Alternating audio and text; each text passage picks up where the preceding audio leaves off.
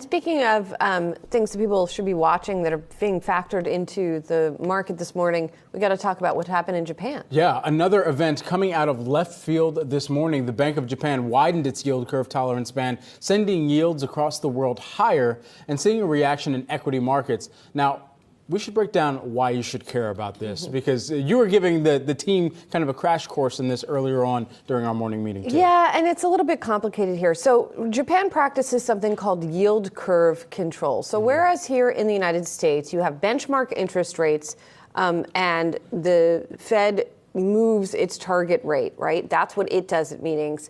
Japan tries to, and that sort of has a ripple effect through the curve, but they just change the one rate. Japan, through yield curve control, tries to control different maturities and so has different targets for different maturities.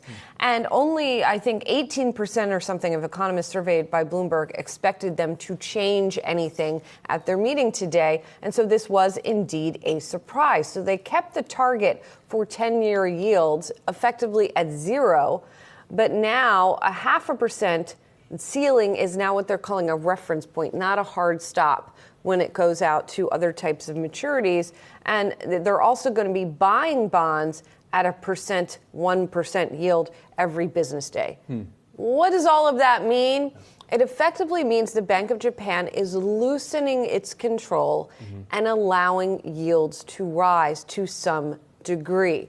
And again, that is a surprise. It had a ripple effect in markets across the world, which is another reason that you should care, right? That this had this upward effect on yields overall at a time when the Fed is getting to the end of its cycle. The ECB still amidst its cycle, but still, it's kind of interesting here to see the effect that we are watching. And if you look at bond yields here in the U.S. and the movement that we have seen this morning, right now, you're seeing a little bit of a decline in yields. We saw more of an effect in other areas of the globe, including Europe, but still, it's something to keep an eye on because, for example, when we talk about what happens with 30-year mortgages, that's pegged to the 30-year yield. So among many reasons why we pay attention to what happens with these. And, for anybody who pays close attention to how Warren Buffett trades as well, they will remember that Warren Buffett has made some significant bets on Japan. And particularly if you look through some of the holdings that he's placed some of the larger investments over the course of this year at, they are some of the largest bondholders